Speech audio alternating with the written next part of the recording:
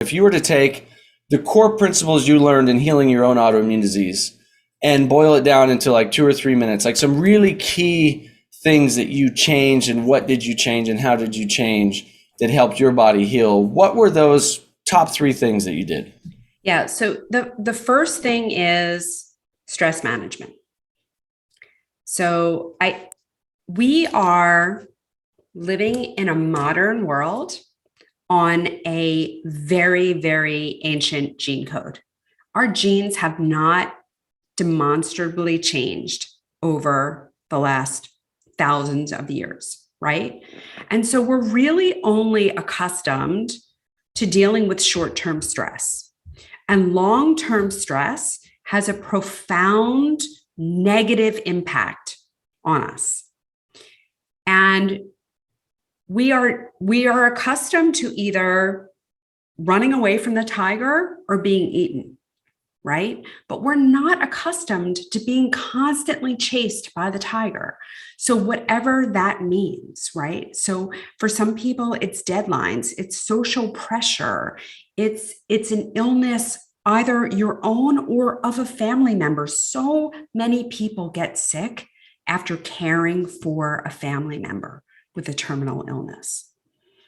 So it's finding those ways, because it's not the stress. We're never going to get rid of the stress, but it's how we deal with the stress, the meaning that we give to the stress, what we allow the stress to do to us. That's what's meaningful. And so for me, I had absolutely no stress management techniques, and I gave equal weight to everything. So it wasn't like every single thing was equally as important. And I had to do a real adjustment of that. And I also had to learn to say no to other people so that I could say yes to me. So at my core, I'm a people pleaser, and I want to say yes to everyone.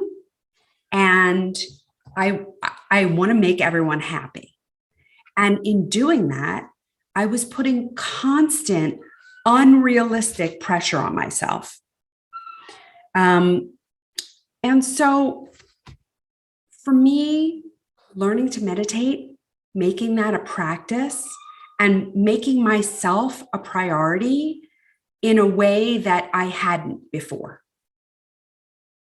And rethinking my priorities so that only the important things were treated with that level of importance. And the things that ultimately didn't matter, I had to let go to. And learning to say no was a big part of it for me. The other part of it for me was that I thought because I wasn't overweight, that I was eating in a way that was healthy. And my education around food needed to be increased significantly. And the way that I ate needed to be changed significantly. So I was a lot of eating on the run and not eating in a nourishing way at all. It was like, throw something in my mouth between cases and that kind of thing. A lot of eating standing up, eating while I was getting a meal together in the kitchen. And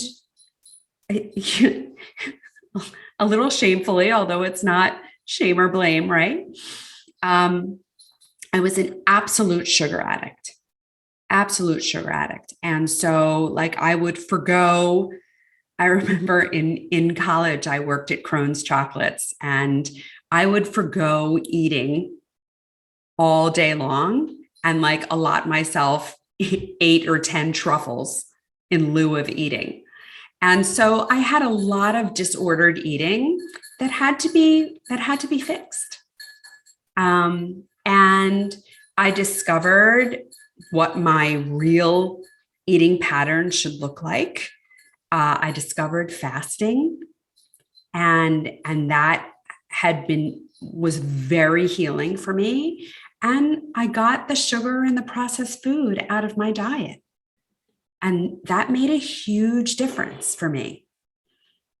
Because, I had been vegan for a very long time.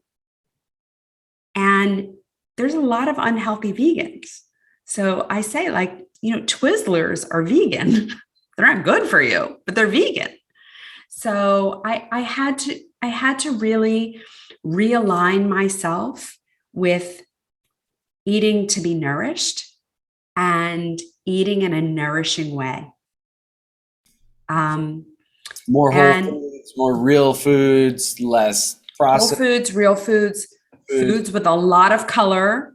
I mean, you can go to the store and buy organic, vegan, gluten-free, non-GMO packaged foods that you think, hey, it hits all the check boxes. This is great. And you look on the back and it's like 18 grams of sugar. And what kind of sugar? It's like, they've got like 4 different kinds of sugar in there, and it's all highly processed. Of course. That's the stuff you want to avoid. Like if you're gonna have sugar, you need to get it from your berries and your fruits and your natural sources, whole foods with the water, the fiber, the phytonutrients, the anti-cancer chemical molecules, etc. Exactly. Right? So we get tricked into this greenwashing that's happening. That's like on the package it looks healthy, but if you read the ingredients and the actual amounts. And some of these things too, that say 4 servings or 2 servings, and you're like, 7 grams of sugar, once in a while isn't that bad in a snack or something like that. It checks all the other boxes, but you eat the whole thing, and that's 4 servings because they got away with it. It's not really 1 serving because nobody eats 1 serving. Everyone eats the whole thing. Right. You're getting 28 grams of sugar in 1 serving. You're putting gasoline on the fire, right? I want to go to Michael's question here really quick because I think this is so profound. Michael's saying, Dr. Simmons, I'm interested in hearing your thoughts on what you consider as healing, particularly with autoimmune disease and cancer. Often I hear autoimmune diseases cannot be healed, and that one with an autoimmune disease can at best reach a remission status through healthy practices and is at risk of flares for life. Similarly, the same with the notion of being cancer-free, that remission is what's available and possible at best. Your thoughts?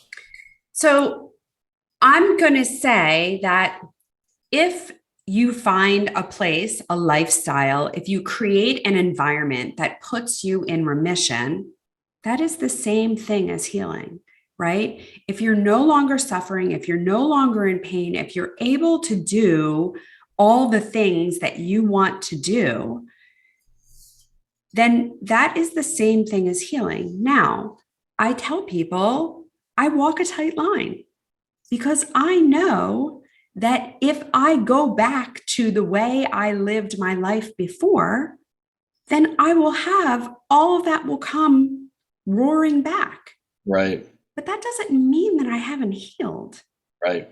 Right. And so when doctors say that you can't be healed from autoimmune disease and cancer, you certainly can't be healed by any of the options that they're offering you, in that their options are about symptom suppression. That's not what I'm talking about.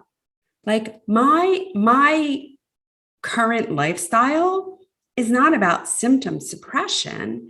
It's about the lack of symptoms because I no longer have the inflammatory stimulus that was driving the disease.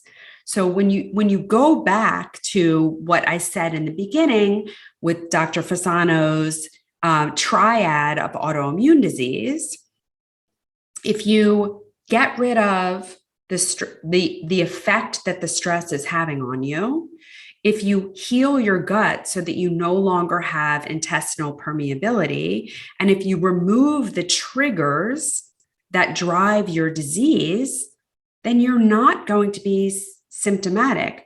Do you still have a tendency towards that if you let all that stuff back in again? Yes, of course. But if you don't let that stuff back in again, I equate being asymptomatic with healing.